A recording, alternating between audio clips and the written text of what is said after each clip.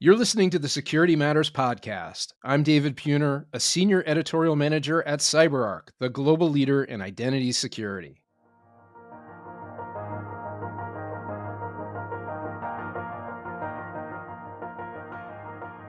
A finance clerk types a harmless-sounding prompt into an AI assistant. She types, "Pull the latest comp figures." 62 minutes later, an attacker has persistence. Most attacks aren't dramatic. More often, it's a routine request, one overprivileged account, never descoped, and suddenly the attacker is inside. Entitlements stack up like Lego bricks no one bothered to put back in the box. Permissions accumulate, creating hidden vulnerabilities. The AI didn't go rogue, it simply did what its access allowed. In today's enterprise, identity is the front line of defense. When access isn't managed, business continuity, reputation, and trust are all at risk. If your security signals live only in one system, you risk missing threats hiding elsewhere. As agentic AI systems, AI and automation, make decisions at machine speed, the difference between for you and with you becomes critical for business resilience. Today, we're joined by Chris Schuler, CEO of Cyderas, a cyber practitioner, identity realist, and leader who believes accountability belongs at the edge, every point where people and technology interact with your organization. We'll talk privilege creep, the explosion of machine identities, and how to build teams and systems that move fast without breaking the business. This is Security Matters. Let's dive in.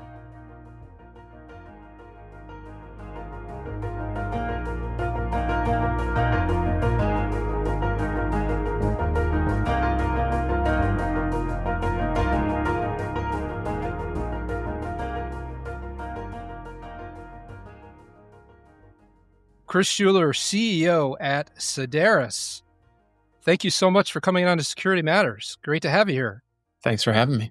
Awesome. Well, there's so much that I want to talk to you about today. Your career has spanned nearly 30 years already, from military service to leading Fortune 500 tech and top cybersecurity firms. You're now the CEO of Cyderas, a company originally founded by Robert Herjavec, who many of our listeners likely also know from Shark Tank. And in fact, I think I heard you on a podcast say that you stepped into a shark's shoes. I'll let you speak to that in just a moment. I'd like to know what a shark's shoes is like, but what pivotal moments propelled you into cybersecurity leadership and ultimately to where you are today? Everything happens for a reason. Unlike probably a lot of people, I did not choose this profession as my profession. It kind of chose me. It found me.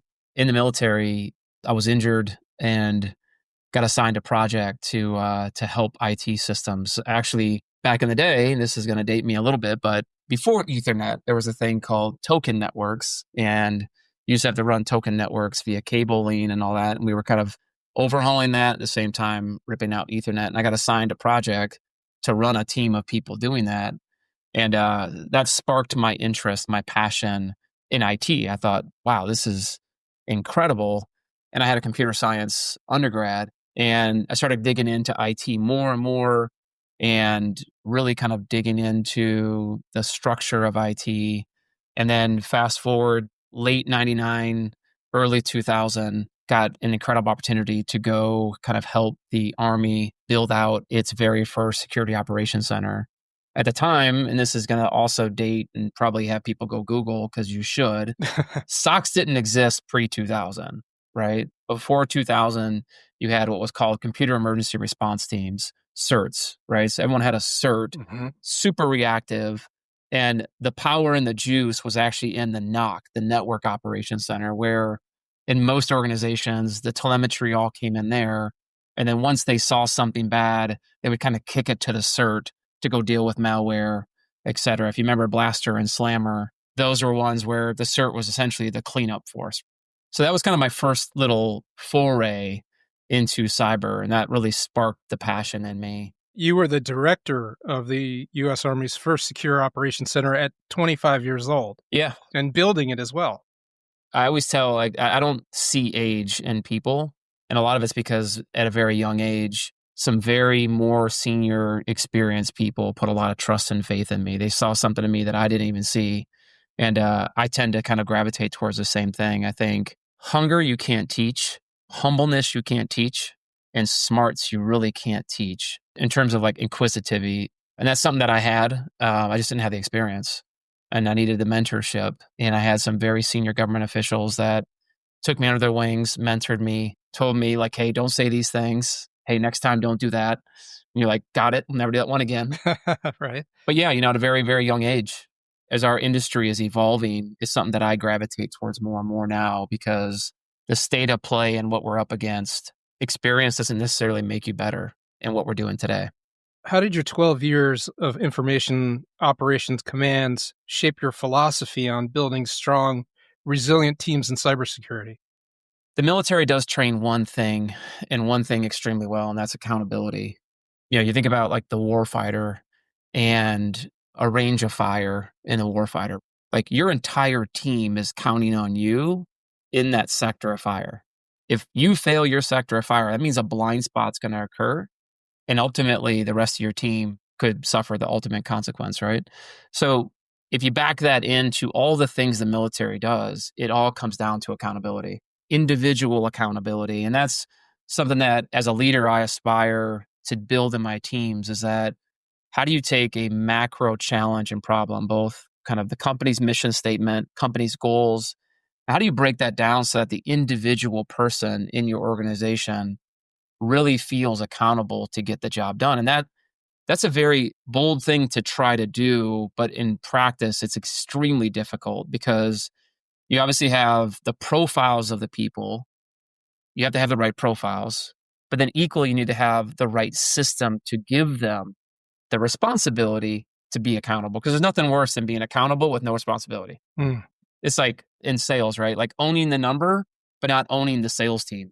But yet I own the number. And I've been in that situation before at IBM where I own the number, but I didn't actually own the sales team. And that's a whole nother challenge. So I think as leaders, we have to understand if this is where I want to go and if accountability, ultimately, I want it to be at the lowest level, which allows you to move with speed and precision.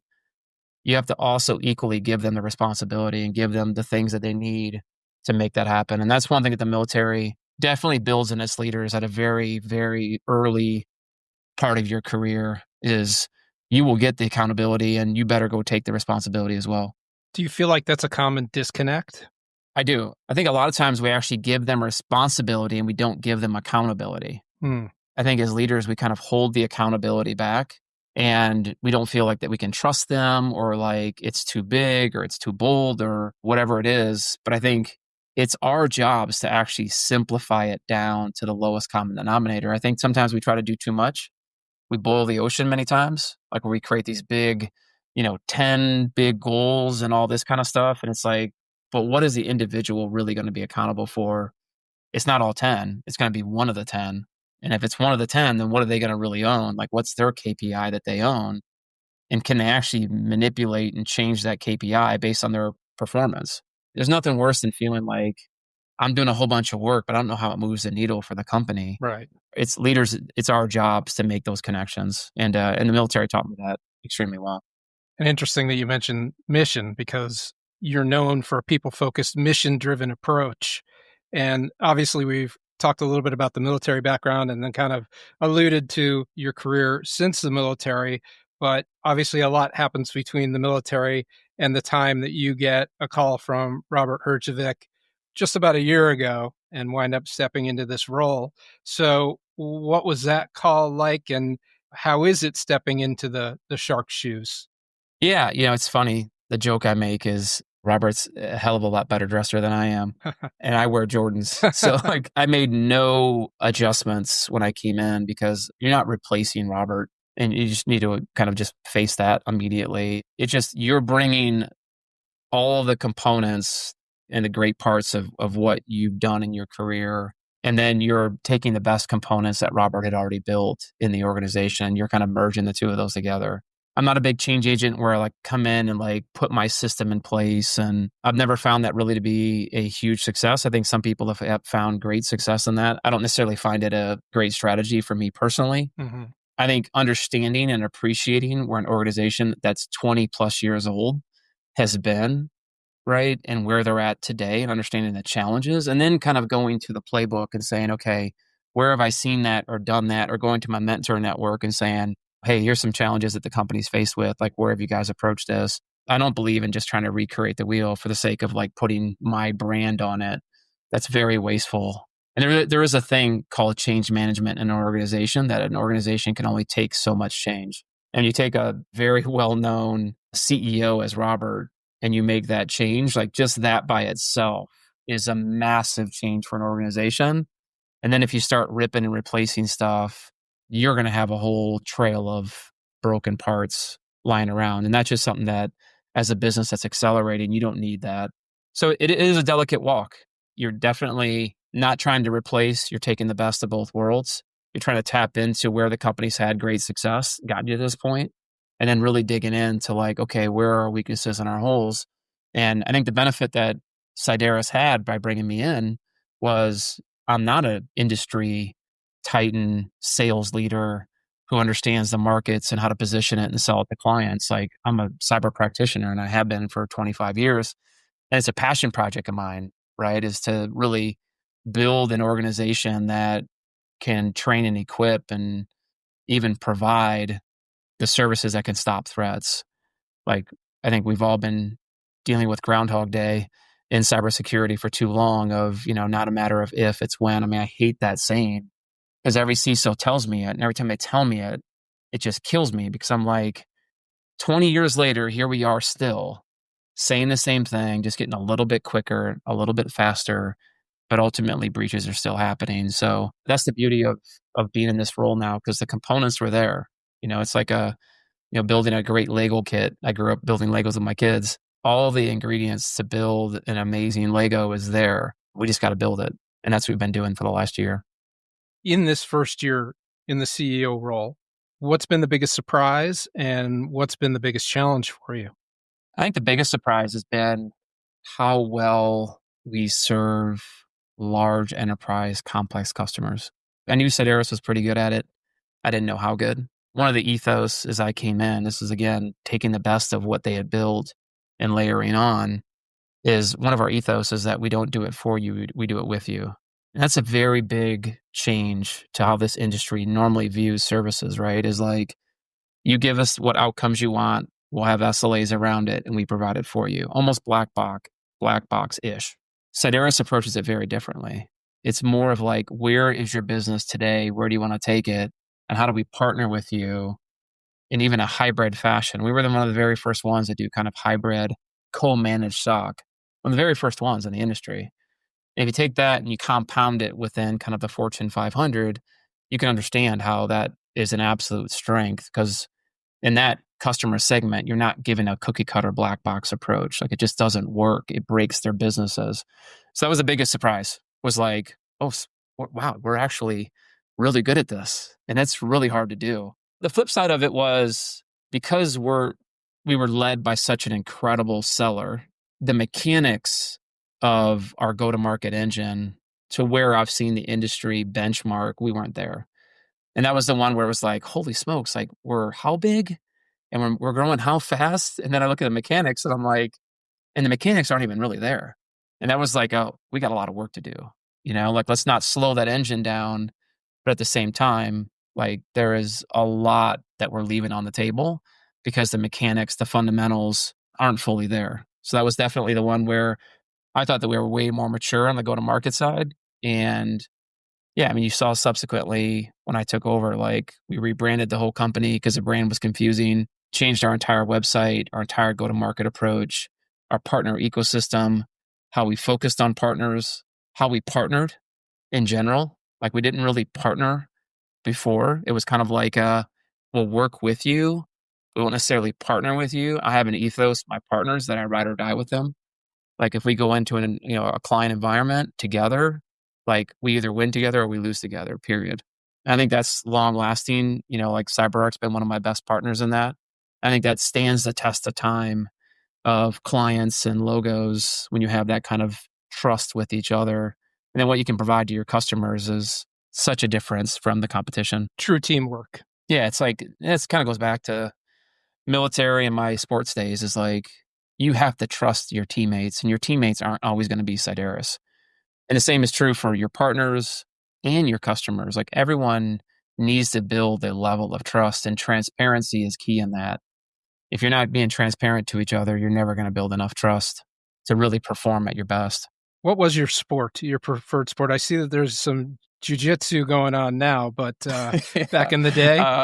Yeah, I played all the sports, the footballs, the baseballs, loved them all. But I gravitated towards wrestling as a young pup.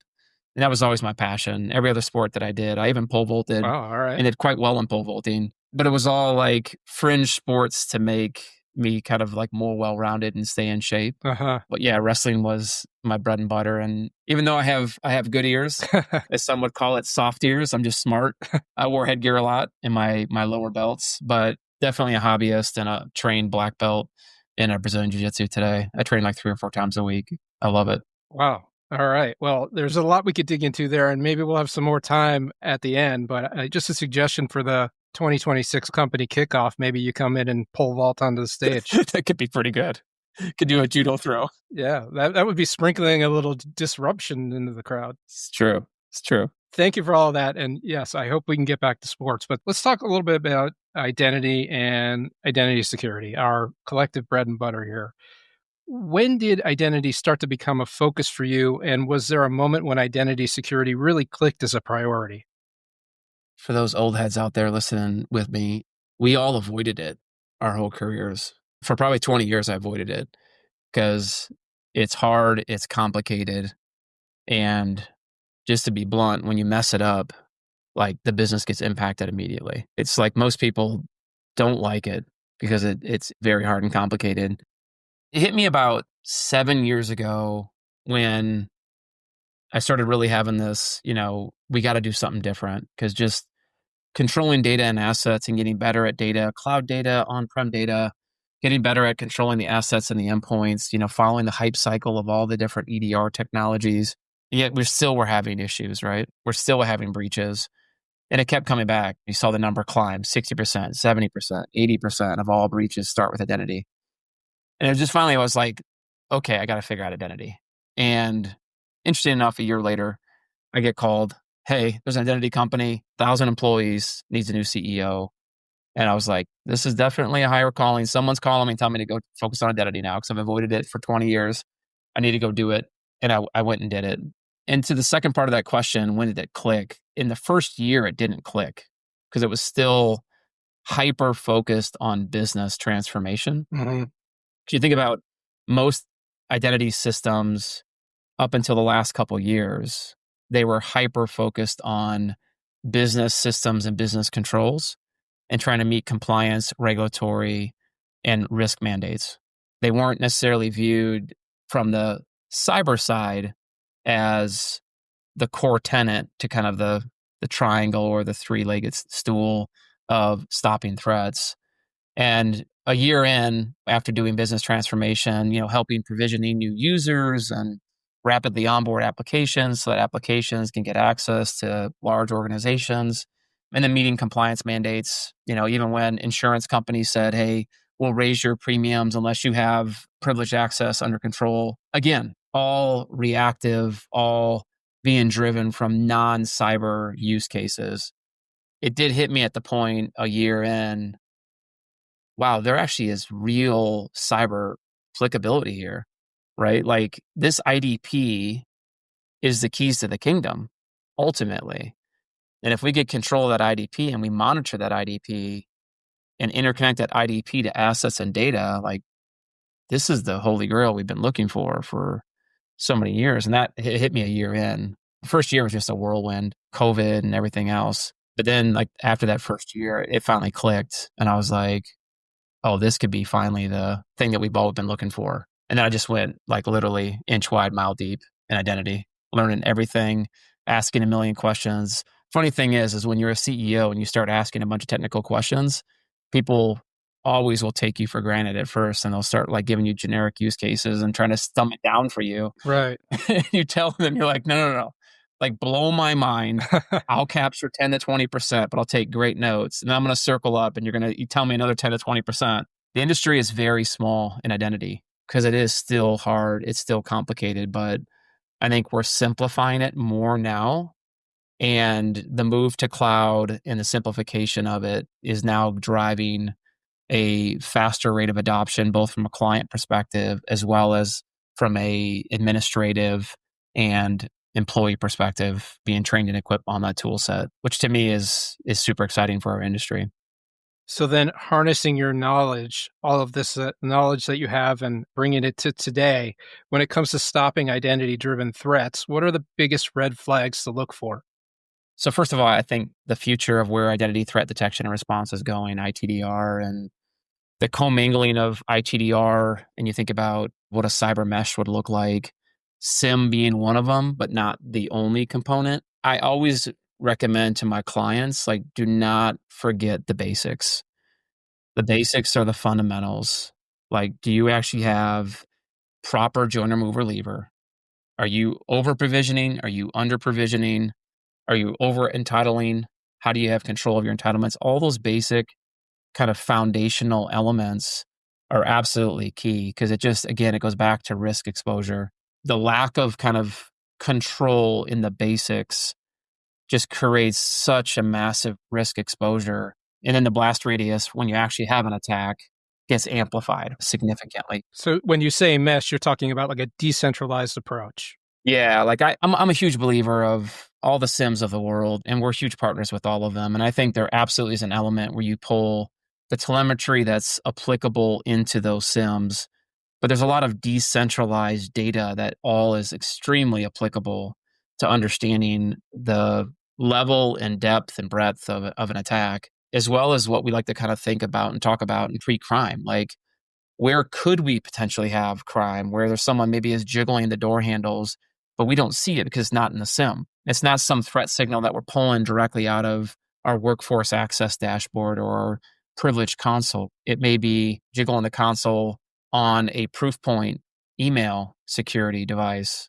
and then cross-correlating that proof point security to the know before training that we've been doing with users, where we're testing and simulating actual phishing attacks, and then triangulating that to the user themselves to say, hey, what's this user's risk profile? And now how do we take all of that telemetry and imagine just like that just ripples across what's on their Kanji access management system, what's on Tenable, when's the last time this user patched their system? Those are all disparate, decentralized systems that, as great as you create your SIM and your SOAR and you interconnect those, it doesn't move at speed. It's all very manual. Yes, automated, but very manual pulling and reviewing and analysis being done on it. And the action then becomes extremely manual. So I think AI is going to help us in that process, but it can't help us just sitting on top of a SIM. It's got to sit on top of that larger ecosystem. And I've read a lot about this recently, but I think the likes of CrowdStrike and what they've done, I think ultimately it comes down to what goes into that system as well. Right. So having clean data and a clean pipe coming into it, because you can prompt to your red in the face, but if you're prompting on bad data, you're just keeping prompting and you're wasting time and cycles, and you're actually training your engine errantly versus training your engine to be efficient. And I can keep talking about that, but I think the decentralization and pulling in all those data fragments that are tied to an identity itself and that human risk score is definitely where the industry's going in the next 12 months. And we'll get back to AI in just a moment, but I wanted to stay on the thread about your writing. You recently wrote an article for the Forbes Technology Council on privilege creep as an overlooked or silent threat. So what are the biggest challenges organizations face in managing identity sprawl? And are there any simple steps CISOs can take right now to get a handle on it? Yeah, no, I think the privilege creep is, when we go into an assessments, it's the number one thing that we see in every client base, no matter what tool set they use, even if they're using spreadsheets, they overprivilege. Everyone wants access. Everyone wants full control, and they never go back and clean it up. You think about just the basic use cases of like, you're going to buy a company and someone needs access to the data room, and you start giving everybody access to the data room, but you never actually pull access to the data room. You just keep giving them access. This will connect with the AI conversation, but when you think about how easy it is now when a client turns on Copilot, because of that privilege creep, in Copilot with basic prompts now, we can pretty much get the keys to the kingdom because of privilege creep itself. By honestly giving users access and having them leverage that overprivileged access, Copilot's enabled to aggregate all that information and access they have. And then just by basic prompts, the basic user ID, you can pretty much get down to key information that you couldn't get otherwise. And that kind of goes back to 85% or 80% of all attacks being sourced by identities. You see this on the dark web every day. Like every single day, credentials are being bought and sold. Recently, I hate to name drop companies, so I won't do it. Someone bought credentials for someone in the finance department.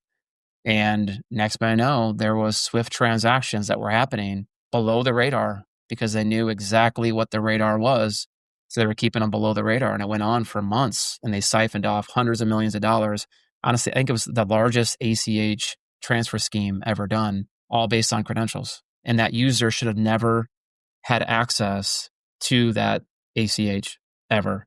That's the key. It wasn't like the CFO or someone at that level, but it was someone who never should have had that access. Or if they had the access, it should have been very temporary, which is where I think identity geeks out there in the world will probably be screaming at their monitors right now saying just in time. The answer is true. I mean, just in time access would absolutely help significantly in that, and giving them just enough access they need for the time they need it, and then pulling that access or time boxing it. And zero standing privileges, is that figured into the equation? Absolutely, it does. I mean, I think the lowest common denominator, and going back to the health and risk score of individuals, I think that also is an indicator of, should we even give this person the access in the first place? Or if we do, should it be time boxed or limited, read only, not read write access, right? No admin privileges. So I think there is an element of that, of some employees just have bad behaviors. So necessarily doesn't mean necessarily let go of the employees, but if you're with your kids and your kids are saying, hey, can I borrow $100, Dad? And you're like, do you want $100 or do you want to borrow $100? I want to borrow $100. Okay, you got to pay me back in 1 month. And the kid pays you back $100. Next time the child comes to you and says, hey, can I borrow $100, Dad? You're like, yeah, sure, no problem. But when the child doesn't pay you back, you're like, not giving you $100. Maybe I'll give you 10. I'll give you 20 maybe. And I think that same is true in organizations, especially big organizations. Not all users should be given the same sort of access if they have the wrong behaviors. We even have that in our company. If a user fails 2 consecutive tests, so we do phishing tests constantly, 2 consecutive phishing tests, we actually make them go back through the KnowBe4 phishing training, because we're like, clearly you can't stop clicking stuff. So you need to go back through a training because you can't click stuff anymore. And then we reduce, actually in our email security, we don't allow them to click links while they go through that training. I love all my employees, but I don't want to give them all the same access and controls based on their behaviors. If the employee is accessing the dark web on the company issued laptop, is that grounds for dismissal? That could be. Well, it depends, because I do actually have a component of my company, my cyber fusion team, but only that team. Okay. Anybody else, yeah, quite nefarious. Okay, good to know. Then with machine identities now outnumbering human users by more than 80 to 1, and that's according to CyberArk's 2025 Identity Security Landscape Report. What are the biggest risks they pose, and how should organizations rethink their approach to securing non-human credentials? We confuse non-human too much. We tend to bucket IoT and OT devices as non-human, but we don't think about actual machine IDs that are already in our environment. Mm-hmm. So I tend to put non-human in kind of 2 buckets, right? The non-human, which are IoT, OT devices. So like the identity of things. Identity of things, right? Like that, definitely there's a massive proliferation, and there's some great controls you can put in place to kind of regulate that. And there's been a ton of attacks in that ecosystem as well. But I think with the dawn of AI and the speed at which bots are getting created, it's the second category, which is going to become the main category we have to solve for. It's those system accounts, the bots, the access that they have, decisions that they're going to start making on our behalf. When you think about agentic, and I absolutely am a huge believer of agentic, we absolutely love it. I think it's been the biggest groundbreaker outside of the initial inception of LLMs, but it's going to start making decisions on your behalf. And the minute you start giving it control and access, like all of a sudden now, it's not just a non-human identity with kind of a benign use case. Now all of a sudden it's an intelligent non-human identity, which there's obviously a ton of risk the minute you start putting intelligence along with automation in a non-human identity. So I think that's where the market is going very rapidly. I think separately, and this is from Chris Schuler at Sideris, but I do think the market looked at the Palo acquisition of CyberArk. I think they thought immediately like, oh, CyberArk or Palo's trying to get in the identity business. So they bought the pound for pound champ right now as a pure play in identity. But then if you listen to Nikesh's commentary and what he wrote up, it's not for today, right? Like the acquisition from his lens was what's coming tomorrow when it comes to AI and machines, particularly AI agentic machines and whatever the derivation of that's going to be in the next year, 2 years, 3 years. And how do we control that access?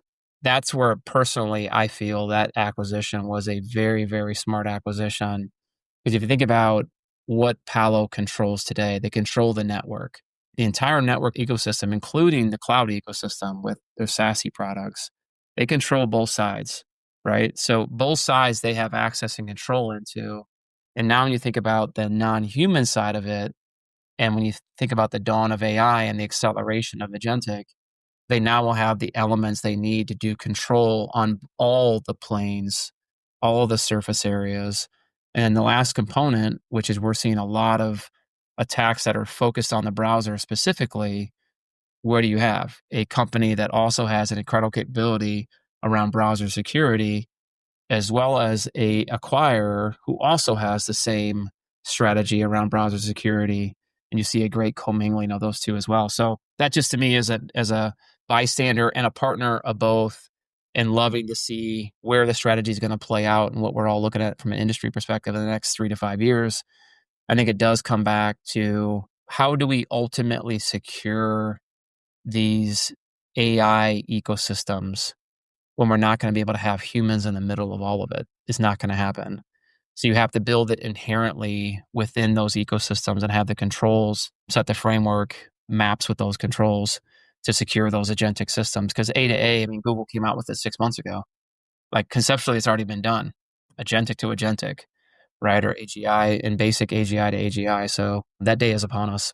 A lot of interesting points there, which I'll let stand on their own. But I do want to stick with AI and agentic AI for that matter. How can AI and agentic AI help with identity analytics and detecting privilege creep or anomalous access? Yeah, that's probably where the immediate exciting use cases where humans and systems today without some sort of AGI background are very limited, just in access to information, speed of decision process, because there's always the rate limiting between 2 ears, and the unknown. So think about it in terms of how to identify in patterns and trends. This is an old user behavior and now analytics kind of revamp. So remember that from years ago and revamp it. Now, if I can start to identify patterns and trends, I can actually give intelligent fortification recommendations. And then once I get comfort with those recommendations, actions. So the telemetry is there.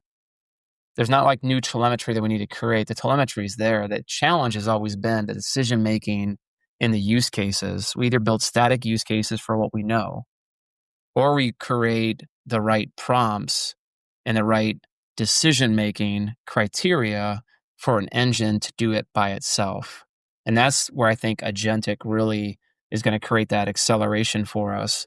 Because once we have enough of the elements of data that we need, and we clean that data, so in other words, like you smart label the data elements that are most critical versus just go to a data lake and go find the data, believe me, you will burn millions of tokens millions of tokens doing that, and you'll get garbage output.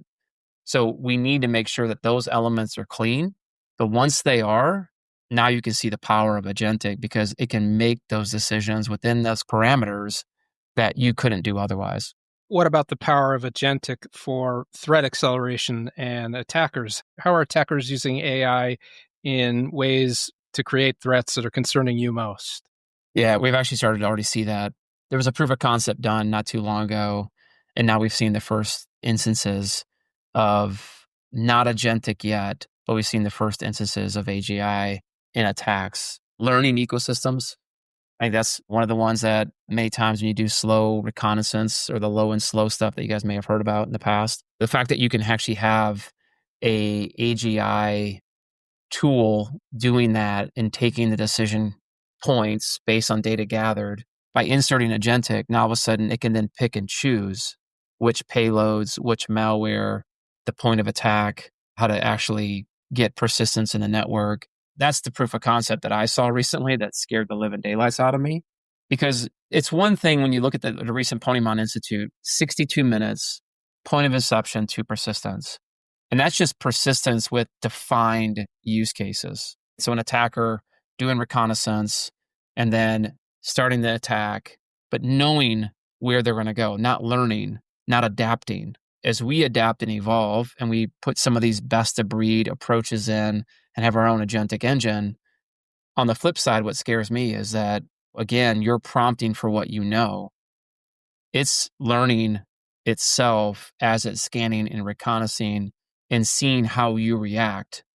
And that's the part that probably has my threat researchers the most bugged out, because imagine as you're trying to stop the threat and controlling it, it equally as an adversary is learning your behavior so that the next time it attacks, it knows what you're going to do automatically and it avoids it.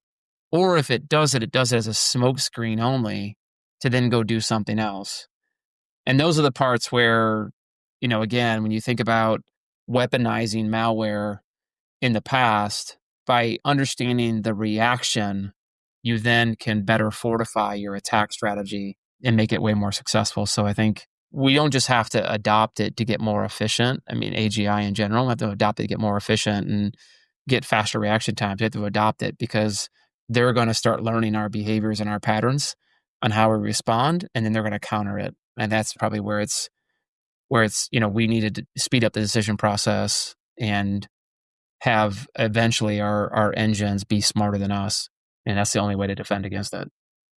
With many organizations rushing to adopt AI tools, what's your advice for them when it comes to rolling out AI tools safely and responsibly?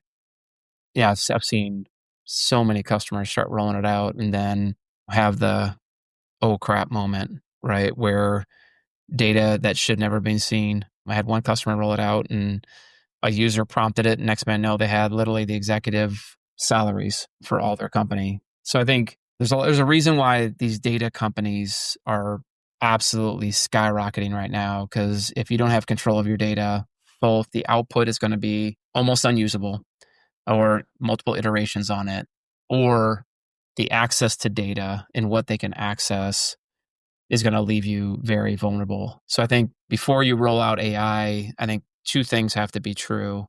One, you need to make sure you know what data you're pulling from.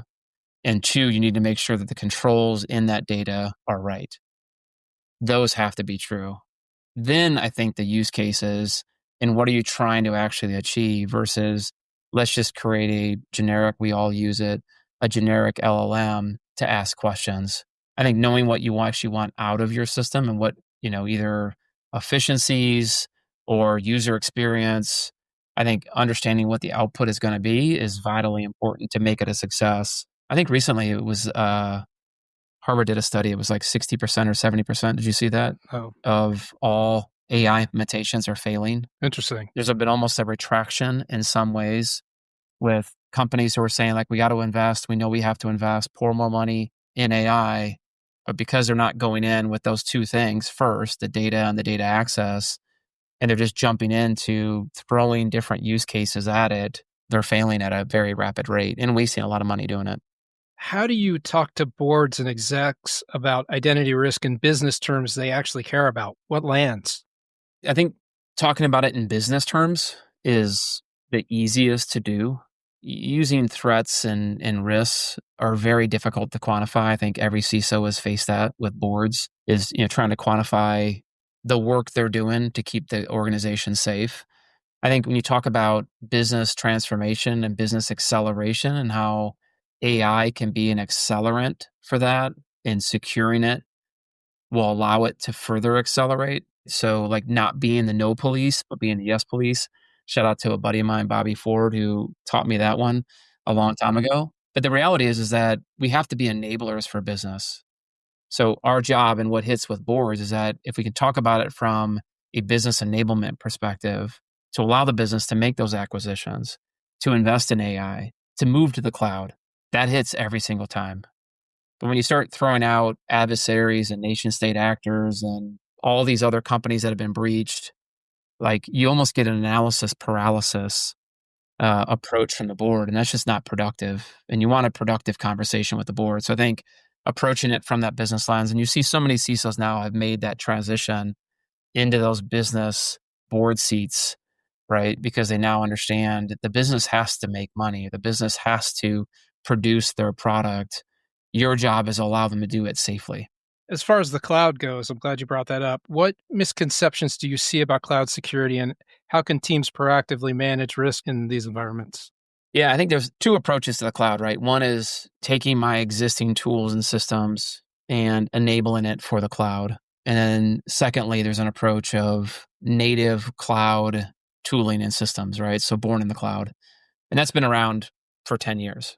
I think cybersecurity, we've understood both of those things, but we've tend to gravitate towards the first one, right? Of like, let's take my systems and tools that I know I've always used and let's go apply that to the cloud and those cloud workloads. I think we found in particular the last 5 or 6 years with a lot of the breaches, that doesn't work. You think about containers and microservices, a lot of those traditional systems do not work in those environments, which is why I think the likes of Zero Trust has gained a lot of momentum in the last 5 or 6 years, because you can't apply the same mechanics to some of those born in the cloud applications and systems and workloads. You need to look at it from a different lens. And I think Zero Trust, in terms of reducing the exposure around what's most critical and then putting the right parameters around that and then working outwards, has had such a massive impact. Some of the technologies out there that are doing great ZTNA has allowed the business to accelerate in the cloud natively. So I think that's the biggest misconception I think a lot of people make, is we just believe that, okay, the product that we're using, and they now make a cloud version and it's just going to miraculously work in the cloud.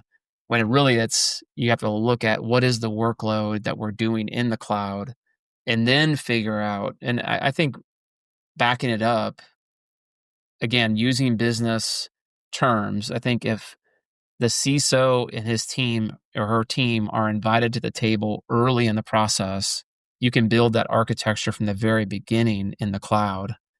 And it's native, born in the cloud, to allow it to accelerate versus coming in after the fact and saying, okay, now that we built this, how do we secure it? And then we just say, well, let's just put some traditional systems around it, which then either breaks it or makes it just a little bit more secure, but not truly secure. With so many things going on right now, and obviously cyber threats and cybersecurity constantly evolving, if you had to define success for security leaders over the next year or so, what would it look like? And are there any trends or milestones that you're keeping an eye on? Quantum, not the seed necessarily, but there's so many things. Yeah, and quantum is definitely going to be here sooner before we know it. You can see that from what, the work that Microsoft's done and everyone else. And I think the recent announcement with OpenAI, NVIDIA, that big partnership, the partnership with OpenAI and Oracle, building data centers, one of our biggest barriers right now, I just wrote about this morning, is around data centers and power. Chris Roberts was actually on the news this morning talking about power and how we have a lack of power in the US.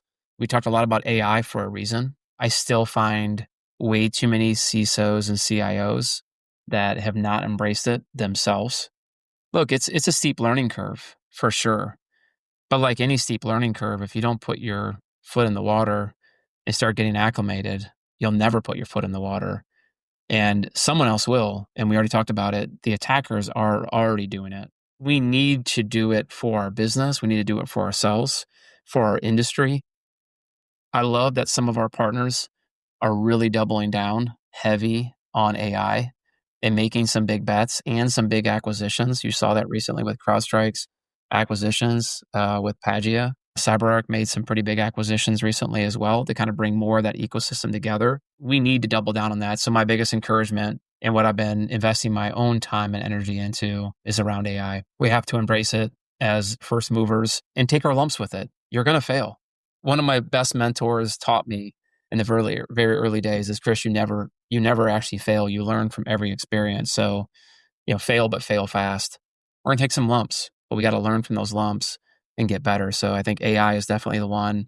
And then I think from what am I keeping my eye on? Like I said, I think the world of everything going into my SIM, the evolution of SIMs is still there, but you can see now the other components all coming together in that ecosystem. And now you start to see even exposure management start to evolve into continual threat exposure management. So it's starting its own evolution of how it fits into the ecosystem. And I do think that the notion of all the elements of data and having those smartly labeled and tagged for AI that then process, I'm really curious to see how the industry is going to evolve in the next 12 months, because that's the last mile for us. We figure out that last mile based on the telemetry that we have, we can stop threats and do pre-crime. Between CEOing and writing articles, which is maybe part of CEOing, and maybe failing fast occasionally, and jujitsu training 3 days a week, where do you find the time for all this, and how do you manage your time? Middle of my life. I saw somewhere you want to live to be 100. I mean, I guess who doesn't? But yeah, but that's a goal. I want to live to be 100. So that's being a centenarian is a big goal of mine. But I think living with intention in your life is super important. I think your family relies on it. Your work relies on it. And you yourself should not be wasting your time with nonsense. So I think living with intention, it identifies where you had margin in your life and where you can maximize that margin to make the biggest impact, to do all the things. And I think the last part that I just would encourage people to think about is, I don't think it's healthy when you separate your life into different buckets. So a lot of people do that. Like, this is my work bucket. This is my faith bucket. This is my hobby bucket. This is my family bucket. I'm a big believer of like that whole work-life integration, right? And we try to live this out inside Eris as well for our employees. We're not 8 to 5 people. And I think life is like that. I don't think there's an 8 to 5 or a 5 to 9. This is where I'm going to become dad or a husband or whatever. I think this integration of my hobbies, my passions, my family, my faith, my work, all are Chris. Like, all of it's one. That's how I view it. It's all one ecosystem. And I think how you show up then is consistent. You're the same version of yourself, just with a little bit more focus in this area or this area or this area. Yeah, and just being intentional. I wear an Oura ring, and I think data and telemetry, not to hyper focus on it, but data and telemetry will give you how you can perform that day and how you can be a little bit better, or how you can just say, you know what, today's just going to be an okay day because I didn't get good sleep. I traveled to Europe or whatever, and I need to be a little bit smarter about what I do today to not put myself in a situation where I get sick or make bad decisions. I think you've just inspired me to add to my 24 steps that I have thus far today. Get your steps in, man. I think that's probably something I got to integrate into today. I may not get to 10,000, but maybe 6,000 will be good enough. That's all you need. Yeah. Chris Schuler, CEO at Sedaris, thank you so much for coming on the podcast. This has been really great. Appreciate it. Thank you, David. It was great being here. All right, there you have it. Thanks for listening to Security Matters. If you like this episode, please follow us wherever you do your podcast thing so you can catch new episodes as they drop. And if you feel so inclined, please leave us a review. We'd appreciate it very much, and so will the algorithmic wins. What else? Drop us a line with questions, comments, and if you're a cybersecurity professional and you have an idea for an episode, drop us a line. Our email address is securitymatterspodcast, all one word, @cyberark.com. We hope to see you next time.